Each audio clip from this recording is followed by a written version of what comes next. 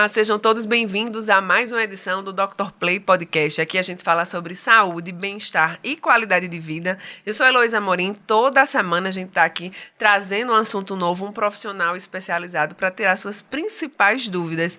Hoje, aqui, inclusive, pela primeira vez na bancada do Dr. Play Podcast, eu convidei o Dr. Tiago Fagundes, ele que é médico pneumologista e vai estar aqui hoje para tirar diversas dúvidas, doutor, que permeiam o dia a dia da gente, permeiam provavelmente o seu consultório, e eu vou me comportar como essas pessoas que estão em casa, que não têm o privilégio de estar aqui cara a cara com o médico, e desde já agradeço a sua disponibilidade e sua agenda de estar aqui conosco, levando serviço, utilidade pública para quem precisa. Bem-vindo, viu? Muito obrigado. Para mim é um prazer enorme estar aqui com vocês, compartilhar aí do teu público e estou à disposição. A gente possa ter um bate-papo bem legal para tirar as dúvidas aí da população geral, né? Olha, a gente já conversou bastante, inclusive aqui, né, doutor, nos bastidores, já aqui tirando muitas dúvidas, inclusive nossas também, que aí com certeza vai ser um pouquinho de vocês. Mas antes da gente começar, eu sei que o doutor já é muito conhecido, a família dele, inclusive, né, nessa área da medicina também. Mas deixa eu fazer aqui tentar resumir, fazer uma breve apresentação dele, porque é muita coisa, graças a Deus. Ele é formado em pneumologia em residência médica pela USP, tem formação complementar em função pulmonar avançada e espirometria, o senhor vai me corrigir aí, viu? Tem especialização em medicina intensiva pela Escola de Educação Permanente do Hospital das Clínicas da Faculdade de Medicina da Universidade de São Paulo. Gente, eu vou aqui pulando, certo? Tem aqui, ó, essa daqui também em Harvard, né, 2018, preceptor em pneumologia na Santa Marcelina, em São Paulo. Tem também aqui, ó, preceptor de residência clínica médica no Hospital Alcides Carneiros, na Universidade Federal de Campina Grande. Tem experiência na área, né, de pneumologia, como eu já falei, função pulmonar, medicina intensiva, e tem mais coisa que eu sei que eu não coloquei aqui, que eu fiquei sabendo. Da onde surgiu tudo isso, doutor? O senhor é natural do Recife? Eu nasci em Recife, como você falou, meu pai é médico. Meu pai morou 16 anos em Recife, atuou lá assim que ele se formou. E eu nasci lá. Eu sou o caçula da família, mas eu fiz nascer lá em Recife. Acho que com um ano e meio eu vim para João Pessoa e me criei, como a gente fala aqui na Paraíba, me criei aqui. Sou muito grato. Sou filho, me considero filho da Paraíba. Fiz faculdade aqui na UFPB, fui para fazer residência médica fora. E depois de alguns anos estudando bastante, voltei para cá para poder trabalhar junto com a nossa população, né, com o nosso povo. E aí o senhor já permeou, né, várias áreas, mas essa área da pneumologia, na verdade, né, é uma área ainda que muita gente já está começando a alertar e procurar esse tipo de especialista. Antes a gente ia para o clínico geral, né? Nós mulheres, né, a gente já tem aquela mania de vamos para o ginecologista. O homem está se educando também, né, para procurar o seu urologista também. Sim. Mas cada vez mais essas especialidades elas vêm ganhando força, né? E é para isso que vocês estudam todos os dias. Mas ainda tem muitas dúvidas. Então, antes da gente, de fato, começar, eu queria que o senhor explicasse, né, em que momento, na verdade, a população pode procurar um médico pneumologista. A pneumologia é a área da medicina que estuda toda a via respiratória, né? Então, desde a parte da via aérea superior até a via aérea inferior, onde são os pulmões propriamente dito. E muitas vezes a gente fica, né, falando de médico para médico, aquela linguagem difícil, mas basicamente assim, se a pessoa tem sintoma como tosse, né, secreção, catarro, pigarro, aquela dificuldade respiratória, falta de ar, seja para pequenos esforços ou para grandes esforços, ela deveria ter uma avaliação respiratória feita, né? E o médico mais capacitado para fazer essa avaliação do sistema respiratório é o pneumologista, por entender todo o funcionamento da fisiologia do corpo, né? O difícil, muitas vezes, é fechar o diagnóstico, porque eu acredito que várias doenças, em algum momento, ela vai dar uma falta de ar, né? Igual a outros médicos também, para poder fechar um diagnóstico de um paciente, fazer ali, de fato, a anamnese é um pouco complicado. Até porque falta de ar pode dar até em crise de ansiedade, né? Isso, exatamente. E aí eu acho que é crucial para quem tem falta de ar o papel do pneumologista. Aí, para tentar olhar o quanto que o pulmão está contribuindo para essa sensação. Você foi muito feliz. A experiência da falta de ar, ela se assemelha à dor. Então, a gente não sente a falta de ar num ponto específico do nosso cérebro. A gente sente a falta de ar no cérebro inteiro. Então, se eu estou com ansiedade, o meu cérebro está modulado de um jeito. Se eu tenho uma doença respiratória, na hora que eu vou fazer aquele esforço, eu sinto uma dificuldade, gera uma ansiedade aí também junto. E se eu tiver outras doenças associadas, como anemia, né? Se eu tiver uma perda sanguínea por uma doença menstrual, por exemplo, avançada, o paciente vai ter anemia, ele vai ter uma falta de ar também associada a isso. Quando é que ele deveria procurar o pneumologista? Então, vamos, por exemplo, pensar numa menina aí que está tendo muito sangramento menstrual. Ela está cansando, o ginecologista já tratou esse sangramento vaginal e ela continua cansando. Opa, será que não está na hora aí de fazer uma avaliação respiratória para checar?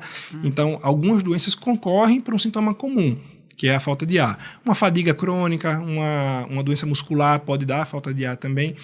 A gente vai falar depois um pouco mais para frente da parte técnica dos exames, mas um dos exames que eu faço é a ergospirometria, e ele é um exame desenhado para isso, para a gente tentar destrinchar, mapear, jogar uma lupa ali naquele indivíduo para tentar descobrir, peraí, teu problema está no pulmão, teu problema está no músculo, teu problema está no coração, teu problema são as pernas que estão fracas, né? Então, como é que a gente vai fazer isso? Então, ajuda. Então, o pneumo, ele é talvez aí o mestre de cerimônias para tentar descobrir onde é que a falta de ar está situada. Eu gostei desse termo, viu? Mestre de cerimônia, porque muita gente, inclusive, também associa a falta de ar a problemas cardíacos, Sim. né? Insuficiência cardíaca, e muitas vezes pode até não ser. Que bom que não seja, né? Sim, e isso é interessante. Tem até pesquisa da própria cardiologia que eu acho que 1/3 dos pacientes com doenças pulmonares procuram primeiro o cardiologista para procurar a sua resposta da falta de ar do que o médico de pulmão, né? Uhum. E a gente tem uma parceria muito grande com os cardiologistas justamente por conta disso, né? Para que eles consigam identificar, opa, isso aqui não é do coração, isso aqui é do pulmão, então vamos fazer uma avaliação respiratória, porque acontece, a população meio que se acostumou a acreditar que a falta de ar é um sintoma cardíaco. Também o é, mas é mais prevalente nas doenças respiratórias.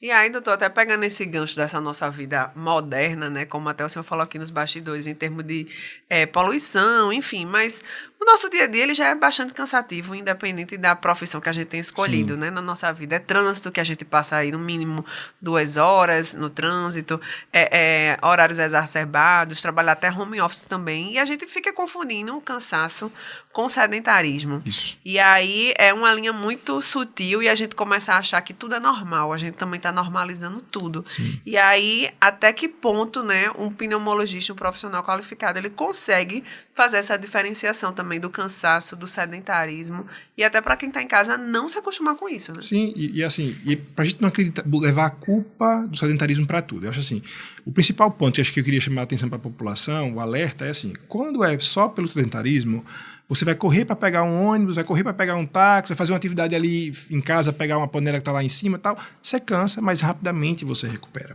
Né? Então, você gastou ali um pouco mais de ácido lático muscular, esse ácido lático é liberado para a circulação, você não consegue manejar isso bem, isso dá a sensação de falta de ar. Quando é um sintoma de uma doença respiratória ou cardíaca, esse sintoma vai demorar mais tempo para acontecer. E um alerta que eu te faço, que é muito comum, eu digo para todos os pacientes, assim, né? Seja termômetro de você mesmo. Se você era uma pessoa que caminhava 2 quarteirões e não cansava, caminhava 1 quilômetro e não cansava, e está começando a fazer o mesmo esforço e está cansando, então começa agora o quê? Andar de elevador, porque subia antes 2 lances de escada normal, agora já anda de elevador.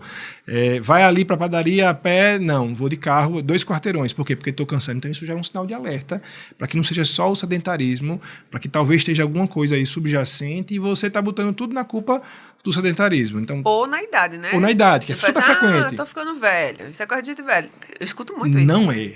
Eu tive a felicidade de participar do ambulatório de idosos da USP. A gente acompanhava idosos que a gente chamava assim, super idosos, acima de 90 anos.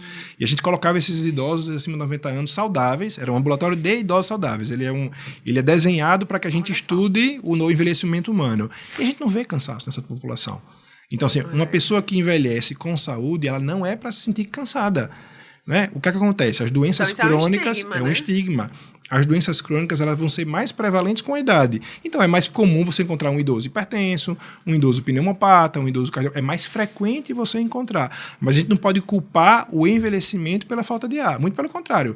Se você pegar um idoso saudável aí, ele vai dar cor na gente, que está sedentário. Né? Então, certeza, isso é muito frequente. Né? Tem muitos que devem estar dando aí na gente. Correndo por aí, fazendo maratona, triatlon. Doutor, em relação ao contrário, também existe. A gente tinha falado na questão de doenças cardíacas, e aí, aliás, doenças pulmonares, mas a gente procura logo o médico do coração, o cardiologista. Mas, do contrário, também existe, por exemplo, na prática, né, aquela pessoa que está sempre muito cansada E aí disse, não, do nada eu vou sair do sedentarismo, vou pegar um pedal e vou fazer. E de repente acontece uma fatalidade ou algo muito maior, mas essa pessoa no dia a dia ela já estava cansada. E muitas vezes só foi o decorrer ali do coração que aconteceu alguma coisa, mas antes ela já tinha algum outro problema pulmonar também. Sim, isso acontece, assim, a gente acaba vendo os dois cenários, né?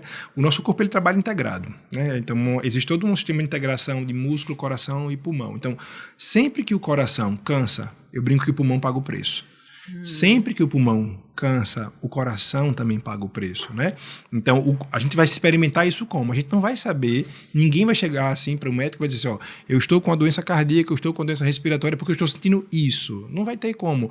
A experiência sempre é de uma falta de ar, de um cansaço, de uma fadiga, e a gente vai tentar ali estudar, entender cada caso, para descobrir onde é que está a peça com defeito para que a gente possa ajustar, né? Então, por exemplo, um paciente que tem doença pulmonar, ele pode evoluir com doença cardíaca associada, né? Então, isso vai precisar aí de um acompanhamento, muitas vezes até conjunto com um cardiologista ou com, por exemplo, com gastro, com hepato, que também pode ter associação de doenças conjuntas. Então, isso é frequente. Entendi. Doutor, em relação a essa questão dos vapers, né, dos cigarros eletrônicos e dos cigarros tradicionais, isso muito já se falou, né, já saiu muito na mídia. Hoje em dia até é meio que um desuso, um desserviço, quando a gente vê alguém fumando, a gente repreende, já tem os espaços dele lá garantido por lei.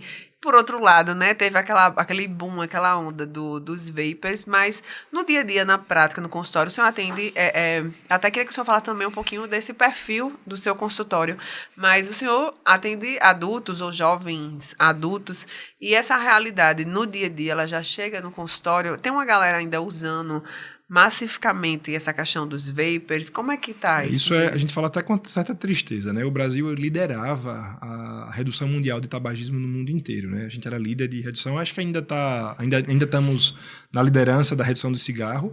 Porém, teve muitas campanhas também, né? É algo institucional desde os anos 80, política pública de saúde, redução de custo, propaganda contra o cigarro. Cigarro, né? Não é mais sinônimo de status, né? Como era muito mais. Foi proibido propaganda para o público infantil, que havia certa para isso, né?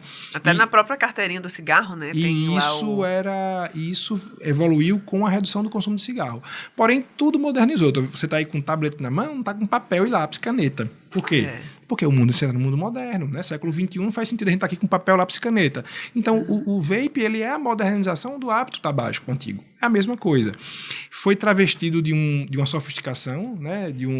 Com saborização, uma propaganda dizendo que era só uma fumacinha, que não fazia mal. Só que aquela mistura gasosa que é inalada, além de ela ser térmica, quente, então o próprio calor causa lesão pulmonar, ali é uma mistura de componentes, gases tóxicos, metais pesados, que são inalados, que vão acometer o pulmão diretamente e também vão cair na corrente sanguínea. Então, tem o efeito do cigarro eletrônico, ele não é somente no pulmão. Eu vou falar da parte pulmonar aqui, mas eu posso falar de parte gástrica, de parte de cutânea, de pele, lesões dermatológicas pelo cigarro, né? Causas de morte infantil, porque o pai deixou lá o cigarro eletrônico, a criança fumou, teve uma parada cardíaca e morreu. Nossa. Brincando, isso tem registro na literatura, vários eventos como esse. Infelizmente, é uma realidade de hoje em dia, né? E a gente está aqui na quarta-feira, né? Eu atendi segunda-feira um menino de 20 anos que teve uma lesão pulmonar aguda. Nossa. Teve o que a gente chama de pneumotórax, com enfisema subcutâneo, teve que ir para a UTI. Por graças a Deus, acabou que o quadro se estabilizou e não teve nenhum desfecho grave. Mas eu brinquei com ele, com os pais que estavam presentes, e falei, cara, tu escapou. E você precisa disseminar essa informação para os teus colegas. A origem foi o cigarro eletrônico, o vape. Ele tinha ido para uma balada, tomado vape a noite toda, com os amigos bebendo, então isso foi um episódio, ele não costumava... Ele já era usuário. Já era usuário desde os 14 anos de idade. Tá? Então isso é um alerta que, na verdade, a gente vem fazendo para toda a população, principalmente para pais e mães, né? Existe um consumo deliberado de cigarro eletrônico nessa população aí de adolescentes, né? Você falou o público que eu atendo no consultório. Eu não sou pediatra, não faço parte de pediatria infantil, mas geralmente eu acabo atendendo acima de 14, 15 anos de idade em diante e sempre eu converso com os pais. Porque Você não vai ver uma criança de 14 anos fumando. É escondido. Escondido. Na bolsa da escola. Na bolsa da escola, debaixo de uma cama, num livro escondido no armário, não é? Então a criança ela está consumindo e um dos grandes sinais para isso é a alteração de comportamento. E a gente precisa ter pai e mães muito alerta, porque já existe a alteração natural do comportamento da idade, né? Da adolescência. Mas se você perceber algum transtorno de comportamento, acho que vale a pena sim fazer um check-upzinho na criança para ver se não tem nada escondido em casa, porque é frequente e está cada vez maior, infelizmente, né? E não tem dose segura, tá, gente? Não há dose segura de cigarro eletrônico. Não existe forma segura de fumar. É muita coisa envolvida, não é só nem somente a questão do uso, né? Tem a questão da sensação ali de pertencimento de grupos, sim, né? De desafio. Se sentir aceito, porque é style, porque é moda. E eu lembro dos meus avós na época no interior que eles usavam o cigarro de rolo. Né? Sim, que era até do hoje cachimbo, tem ainda. A gente tem muito no interior da Paraíba aqui ainda. Né? E assim, a gente associava aquilo que quem usava cigarro de cachimbo, enfim, de rolo, era os idosos. Sim. Ninguém queria usar, até Sim. porque é um mau cheiro, Sim. um odor muito gosto forte. mais né? amargo, mais Isso. pesado. E né? aí, como você vê, como é que vai ter na evolução, né? Porque depois o cigarro normal e agora o vapor. E ainda o uso, o senhor deve com certeza participar de muitos eventos, congressos, tudo, ainda a maior parte do uso é por parte dos jovens? A gente vê um uso, assim, existia um público que foi para o vape tentando diminuir o consumo de cigarro comum. Houve uma propaganda para isso, né? Houve alguns grupos que estimularam essa mudança de cigarro, do cigarro comum para o cigarro eletrônico, como se o cigarro eletrônico fosse uma ponte para parar de fumar. A gente viu que na prática isso não funciona, isso é um outro ponto que a gente combate, mas geralmente isso é na população mais adulta. Né? O que a gente mais vê, e a propaganda, inclusive com alguns podcasters fumando durante a entrevista, a gente vê isso direto. É só vocês verem aí nos outros canais, vocês vão ver. Então se cria uma atmosfera de prazer, de que é legal, de que é moderno, que são ferramentas bacanas, e a turma ali fumando, e aquilo é um estimulante extremamente potente do ponto de vista neurológico. Então, o potencial de gerar que a gente chama na medicina de adição, que é o vício, é muito alto, né? Doutor, então, quem fuma cigarro eletrônico tem mais chance de ficar dependente dele pro resto da vida. Então tem que associar vários outros profissionais, outras terapias, porque... Sim, muitas vezes a gente precisa lançar mão terapia cognitivo-comportamental, psicologia, se houver algum distúrbio psiquiátrico junto, o psiquiatra, para poder nos ajudar a combater o vício, né? Até aproveitando esse gancho, né, e a gente não perder esse foco agora, tudo parece que na medicina, na inteligência artificial, tudo que é moderno, chega primeiro na área da saúde, graças a Deus, né? E aí, com certeza, o senhor, como pneumologista hoje, né, adota e tem outras ferramentas de tratamento de trabalho, com certeza, né, muito mais do que da época do seu pai, por exemplo. Sim. E aí... Hoje em dia, né, mesmo tendo reduzido o número de cigarros normais, né, dos tradicionais, uma pessoa hoje que chega no seu consultório e se dispôs a parar de fumar, não só por ele, mas muitas vezes, né, tem toda a questão familiar de apelo dos filhos. Dos filhos.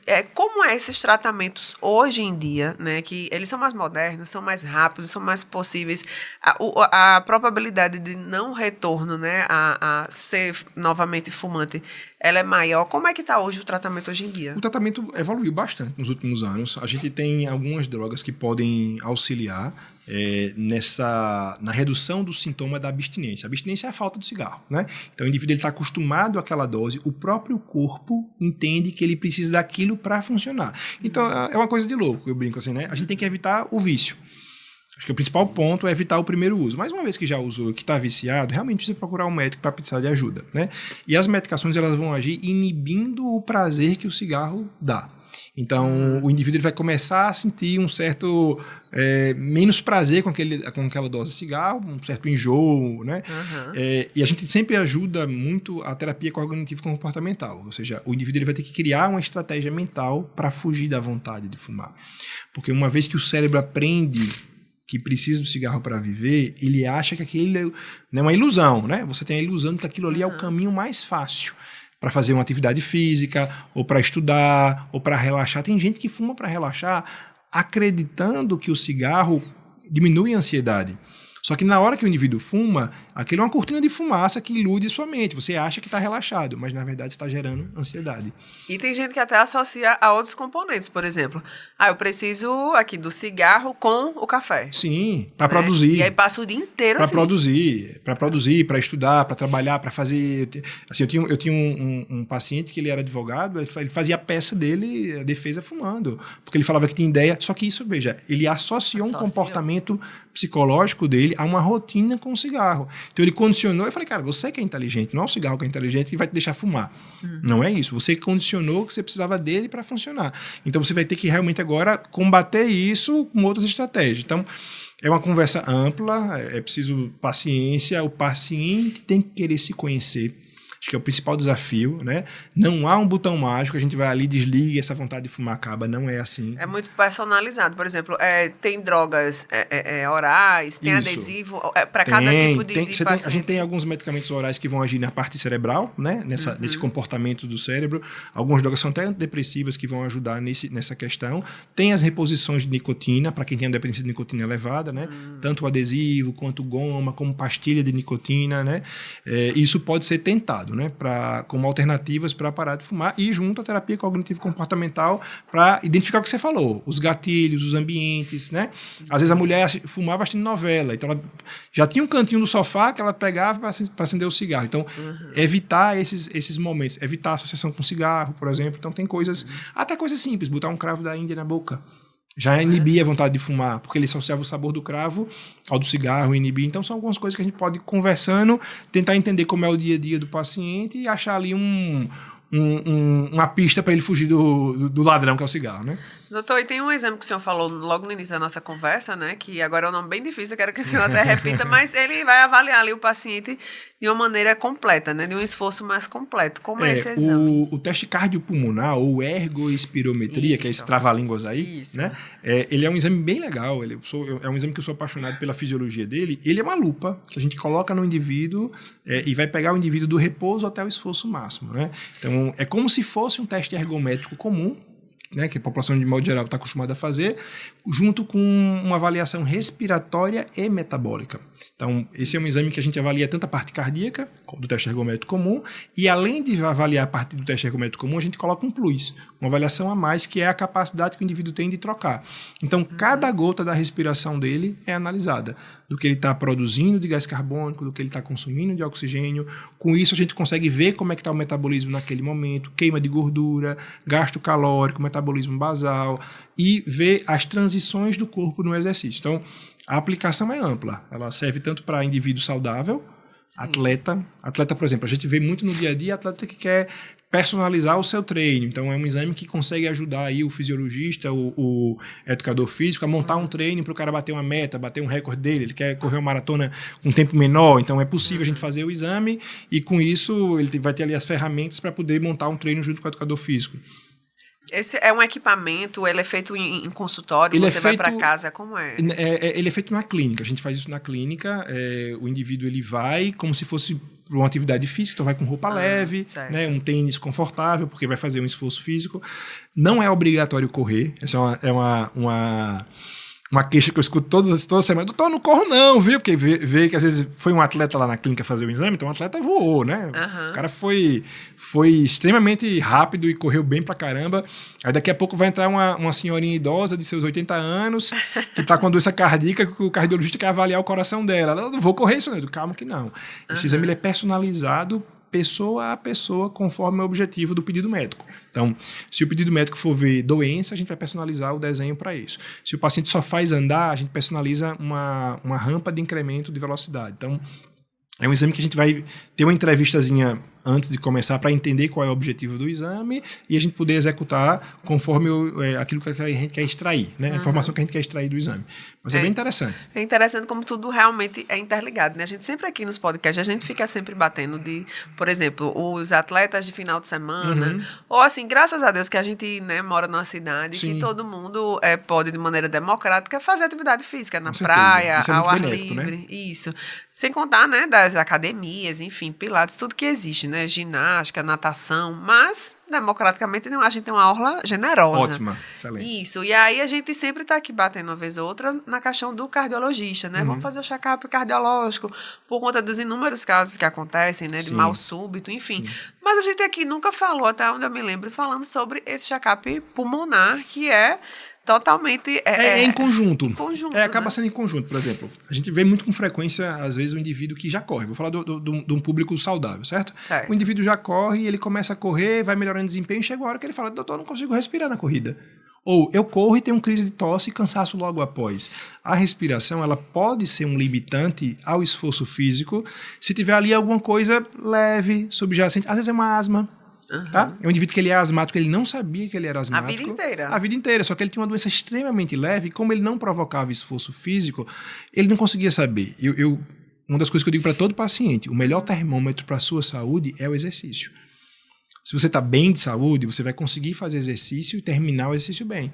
Se você não está bem de saúde, você vai, de duas uma, ou não vai conseguir fazer o exercício, ou você vai cada vez piorar o teu desempenho ao exercício. Então, aquele indivíduo que está progredindo no treino e ele para de progredir por conta da respiração, aquilo pode ser uma doença, um broncoespasmo induzido pelo esforço, que é uma dificuldade de respirar, uma asma induzida pelo esforço, né? Então, isso é uma avaliação que a gente faz da parte ventilatória per si.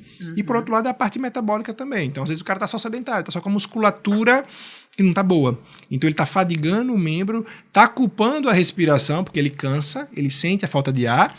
Mas quando a gente vai fazer o exame lá, a gente vê, olha, terminou o exame com o pulmão sobrando. Teu pulmão não foi estressado aqui no exame. O que está estressado é a tua perna. Você vai melhorar essa perna, vai melhorar essa musculatura da perna, vai melhorar o treinamento de músculo para a perna, para que tua perna aguente mais o exercício. O coração e o pulmão aqui está tranquilo, não teve nenhum problema. Então, o ideal, assim, independente de quem é atleta ou de quem é uma pessoa comum, né, que quer realmente voltar à atividade física ou chegar à sua melhor performance, né, nem precisa ser um atleta profissional, mas dar o melhor que ela tem de si. O ideal seria fazer essa consulta conjunta aí, com cardio, com um pneumo, para ter... Porque muitas vezes a gente só se preocupa com o nutrólogo ou com o nutricionista e tá tudo certo. Né? Mas o ideal é fazer essa investigação mais profunda. Eu acho que se você está procurando desempenho, o teste cardiopulmonar vai te ajudar nisso. Né? Ele vai conseguir entender como é que está o teu desempenho. Uma das coisas que a gente consegue avaliar também é as zonas de treinamento. Né? Aquilo que o pessoal às vezes fala assim, zona 1 é da frequência cardíaca. Tal. Isso não faz mais sentido hoje em dia. A gente avaliar o desempenho do indivíduo apenas pela frequência cardíaca dele máxima teórica. Porque na teoria é uma coisa, na prática eu preciso ver como é que esse exercício se movimenta. Por exemplo, se eu pegar um cara que tem o broncoespasmo pelo esforço, o que vai limitar ele não é a frequência cardíaca, é o broncoespasmo. Então eu tenho que medicá-lo para que ele saia do broncoespasmo, ou vou treiná-lo até aquele limiar de broncoespasmo e impedir. Então, se você está procurando desempenho, o teste cardiopulmonar te ajuda para desenhar o que você quer. E aí, realmente, conversar com o teu médico, né, até com o nutricionista, o nutrólogo, para tentar ver se consegue fazer isso, ter um desenho melhor da parte respiratória. Doutor, e até aproveitando também essa questão da asma, né? Eu disse aqui hoje que eu ia tentar permear um pouquinho de cada assunto, tanto é que eu estou explorando bastante ele, mas daqui a pouco a gente termina, tá, doutor? Mas cada assunto desse que eu estou trazendo aqui daria um assunto de podcast, né? O problema é que eu estou aqui tentando extrair o máximo em pouco tempo, mas me permita falar também um pouco de asma, porque ainda tem muito estigma em relação à asma, inclusive tem muita gente que associa a asma a um problema de criança. Sim. Adulto não tem asma. Ou então, por exemplo, não tratou na infância, vai ser um adulto asmático. Tem várias falas em torno da asma, né? E aí, hoje em dia, né, o senhor não trata diretamente crianças, mas tem muito adulto asmático no seu consultório. E como é que a gente consegue diferenciar uma asma de um outro problema respiratório normal? Sim, a asma é extremamente prevalente na população brasileira. A gente tem uma estatística que fala que 20% da população brasileira é asmática. Então, esse número é enorme, né? A asma ela tem várias formas de manifestação. Existe a asma que começa na infância e vai ali perdurar para a vida adulta, né? E muitas vezes pode ficar constante para o adulto. E quando a gente vai conversar, não, desde pequeno eu tenho um chiado, eu tenho um cansaço, eu vivia gripando, às vezes eu tenho um resfriado com frequência. É um estigma que eu vejo muito aqui, né? Às vezes a pessoa confunde a doença com uma gripe mal curada. Isso é super comum. Ou vai ficar tomando antibiótico aí, onde na verdade o que ele tinha era asma. É uma doença que não precisa de antibiótico, e sim anti-inflamatório pulmonar dirigido. Então, assim, na pediatria tem que ter um olhar, as infecções respiratórias são extremamente frequentes na infância, nem toda criança que vai ter chiado, ela vai ser asmática no futuro. Às vezes você tem um quadro que ele é transitório por uma infecção, isso vai passar. Agora, se a criança ela começa a ter muito sintoma respiratório, muita infecção respiratória, seja de viéria superior ou de viéria inferior, ela está se colocando em risco para ser um pneumopata. Isso é um fato. Um indivíduo que tem muita doença infecciosa na infância é um fator de risco para ele desenvolver o pulmão dele não de forma ótima. Então, por isso que o olhar para a infância tem que ser visto realmente, tem que ser tratado para que evite que esse pulmão não desenvolva. A gente vai parar de desenvolver o pulmão perto ali dos seus 30 anos. Então, o pulmão ele tem um desenvolvimento lento. Né? Muito lento. Então, só um gancho para você ter ideia. Os pais que fumam na gestação e param de fumar quando a criança nasce, o bebê já nasce com problema pulmonar. Nossa. Na gestação, a mulher que tem um tabagismo passivo ali, aquilo leva a um hipodesenvolvimento do pulmão da criança. Então, voltando à história do cigarro, né? Então, isso é super importante. Então, o asmático ele tem que ter um acompanhamento. O sintoma respiratório ele precisa ser acompanhado para ver. Não pode simplesmente você tomar o remédio, parar e deixar para lá. Então, quer dizer que não tem cura. A asma não tem cura. A cura na medicina, ela é sumir e nunca mais voltar, né? Então, por exemplo, eu peguei ali uma dengue, eu tratei aquela dengue e aquela dengue acabou-se, curei. Não voltei mais àquela dengue. Até posso ter uma segunda, outra vírus da dengue, outra coisa, né? Você tem alguns tipos de vírus, mas a asma é uma doença crônica. O que a asma ela tem é controle. E o que é o controle? Você está me vendo de óculos aqui porque eu estou lhe vendo perfeitamente. Né? Eu tenho astigmatismo e hipermetropia, não tenho cura. Se eu tirar esse óculos aqui, eu não vou lhe ver tão bem como eu estava vendo aqui agora. Né? Mas tem controle. Então, controlando a asma, o indivíduo asmático, ele é para ter a vida normal. Agora, a gente teve as Olimpíadas agora, né, do inverno, mais de 20% ali são asmáticos. Nossa. Começaram o diagnóstico na infância ou na idade adolescente, o médico falou, vá para o esporte, porque o esporte desenvolve a musculatura respiratória, então facilita o tratamento, é um dos pilares do tratamento da asma, e os caras desenvolveram tão bem que estão correndo na Olimpíada, né? Então, o indivíduo asmático é para ter uma vida plena. A gente tem hoje em dia uma série de medicações que ajudam a tratar o paciente asmático, são medicações extremamente modernas, né? Existe um mito de que a bombinha faz mal, de que a bombinha da asma mata, que corre pelo coração. Isso é um mito dos anos 80 que perpassou pelo tempo e a população está descolada disso, né? Hoje, muito pelo contrário, a gente faz aula em comum com cardiologistas, onde eu mostro para o cardiologista que é o cardiologista que tem que passar o remédio do pulmão. Por quê? Porque é benéfico para o coração. O indivíduo que tem asma ou uma doença pulmonar crônica e que toma o remédio do pulmão morre menos do coração. Porque o coração trabalha, como eu te falei, se o pulmão sofre, o coração paga o preço. Totalmente. Então, se o paciente é asmático e está tendo crise direta, o coração está pagando um preço, né? Então, vale a pena, sim, ter um acompanhamento e ter um cuidado para isso. Então, independente da faixa etária aí, né? Se ele é criança, os pais aí já desde pequeno têm que realmente colocar esse olhar. Acho que sim, olhar um pediatra, se a pediatria começar a achar que ali tem alguma coisa respiratória a mais do que as viroses comuns da infância, aí sim já dirigir para um pediatra. A gente tem também muita medicação já voltada para um público infantil para evitar que essa doença cronifique ou que prejudique, como eu te falei, né, o desenvolvimento pulmonar na primeira infância. Precisa cuidar muito bem da primeira infância para que o adulto seja melhor, né? Senão vai chegar uma bomba para mim aqui, que eu tenho de adulto, porque não foi, né, não tratou bem na infância. Então, hoje em dia, na realidade do seu consultório, o senhor consegue mapear qual o seu maior número de atendimentos? São jovens, são asmáticos? Adultos. O que eu mais tenho aqui no consultório, aqui na Paraíba, são pacientes adultos, por volta de 50, 60 anos, até idosos mesmo, com doenças pulmonares crônicas. Né? A pneumologia, o grande desenvolvimento da pneumologia, em termos de arsenal terapêutico, foi de 30 anos para cá. A gente tinha poucos medicamentos no passado, as medicações eram medicações não tão refinadas como é hoje, então as doenças pulmonares crônicas elas foram passando e a população foi envelhecendo com essa doença pulmonar crônica. A gente vem tentando impedir isso na população jovem. Né? Então eu digo muito para paciente asmático jovem, cuide hoje para que você volte daqui a 20, 30 anos bem. Você não volta daqui a 20, 30 anos com o pulmão bem machucado, né? Então dá para fazer isso bem. E viver com essa insuficiência pulmonar é terrível, né? É desconfortável. A gente tem algumas alternativas para quem precisa, né? Suplemento de oxigênio, suplemento de máscaras para respirar, auxílios respiratórios para dormir. Tudo isso acontece e é oferecido para a população. Mas se a gente puder cuidar disso melhor, né? Vivendo bem, fazendo atividade física, evitando as fumaças, vape, cigarro, etc., então você tem a chance de envelhecer com mais saúde, né? No caso até dos transplantes, né? Eu sei que hoje o número de transplantes cada vez mais tem aumentado, inclusive aqui na Paraíba também. Até a conscientização também, né? De doação de órgãos. Mas hoje em dia esse número também cresce muito no Brasil, doutor, de transplantes pulmonares. O transplante de pulmão, infelizmente, ele é um dos transplantes mais difíceis de serem feitos, porque ele envolve uma tecnologia muito maior do que o transplante cardíaco, do que o transplante renal e o hepático. São poucos centros no Brasil que fazem transplante de pulmão. A gente tem aqui no Nordeste apenas um centro, um único, que é lá em Fortaleza, que ainda não está tão bem estruturado, infelizmente, para fazer assim, para abarcar toda a região Nordeste. Então, o que acontece quando a gente tem um caso grave que precisa encaminhar um paciente para o transplante pulmonar, a gente acaba entrando em contato com a Central Nacional, para a Central Nacional para a gente direcionar. Esse paciente vai para Fortaleza, esse paciente vai para São Paulo, vai para o Rio Grande do Sul, Rio de Janeiro, Minas. Então, mas são poucos centros ainda para transplante de pulmão, quando comparado com cardíaco, por exemplo. Que é muito complexo, né? É mais complexo. A estrutura que envolve, ela é maior. Você precisa de uma rede de apoio maior, coisa que o Brasil ainda não tem uma tecnologia, assim, não está tão bem distribuída essa tecnologia para todo o território nacional, né? Então está em alguns focos apenas.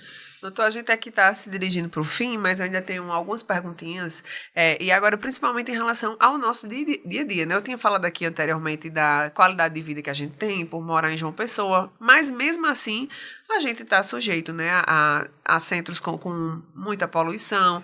A nossa casa, inclusive, Sim. né? Por mais que a gente tenha cuidado, tem muitas coisas invisíveis que a gente não vê no dia a dia, na prática. Eu sei que o senhor deve estar cansado de falar isso, mas na prática, o que é que a gente pode fazer para melhorar a nossa qualidade respiratória, né? Isso aí em todos os sentidos. João Pessoa é uma cidade que verticalizou demais e que continua verticalizando. Então a gente tem um canteiro de obras na cidade inteira, né?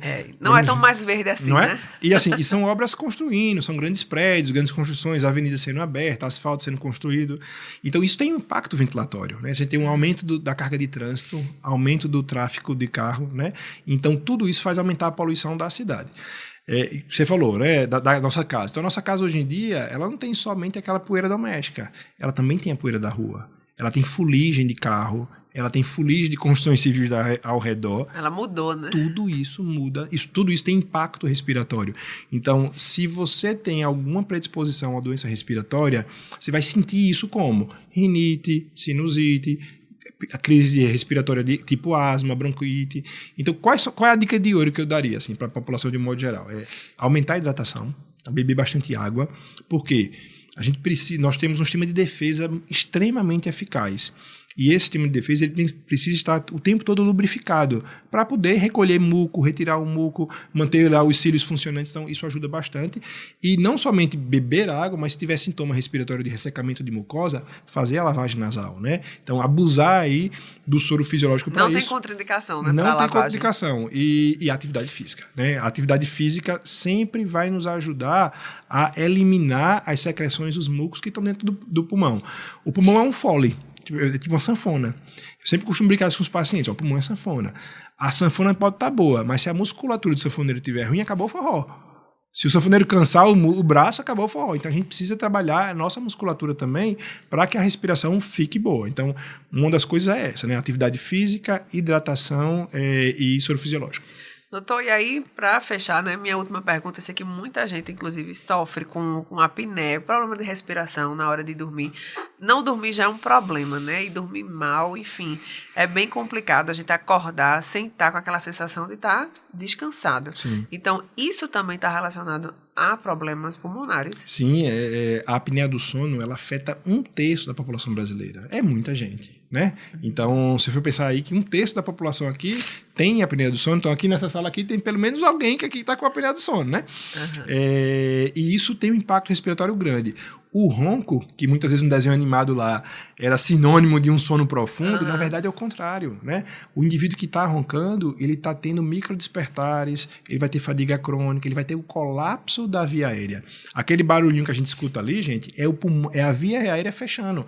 E aqui, esse fechamento da via aérea libera uma série de hormônios para a gente que vão ter repercussão cardíaca, respiratória, cerebral, O indivíduo que tem apneia, por exemplo, ao longo dos anos, ele tem mais risco de ter AVC e infarto. Então, isso é um problema, independente da doença pulmonar. Se ele tiver doença pulmonar, a troca gasosa dele vai ser menor. Então, isso vai ter um impacto além do mais. Então, a gente precisa ter um olhar, sim, para o sono. Talvez aí avaliar o ronco, perguntar aí para o companheiro, companheira, se estou roncando, porque às vezes o paciente não sabe que tem, né? Ou ela diz que é o ronco, né? É extremamente frequente isso. Mas esse impacto na respiração tem sim, e indivíduos que respiram melhor à noite têm melhor desempenho cognitivo, físico e de envelhecimento. Então a gente precisa trabalhar para isso também. Doutor, muitas vezes a gente até fica com dúvida na hora de dormir, né? Na hora, e aí, o que é que eu faço hoje? Eu ligo o ar e o umidificador, eu abro a janela, deve estar fazendo o ventinho. Não, eu vou ligar o ventilador. É muito complexo, até na hora de dormir. Teria alguma recomendação menos ruim, digamos assim? Essa é a pergunta clássica mesmo, né? Vê só, isso vai depender muito do teu ambiente, onde você está. Você está numa casa que é extremamente ventilada, que não está poluída, não tem poluição ambiental, não tem questão de... Se eu moro num prédio, cada vez mais alto, melhor. A chance, teoricamente, né, de estar melhor. Mas às vezes tem a construção civil ali perto, está chegando fuligem, aí já não é legal. Né? Aí é melhor você fechar a janela para evitar aquela fuligem de poeira de construção entrar no quarto, né?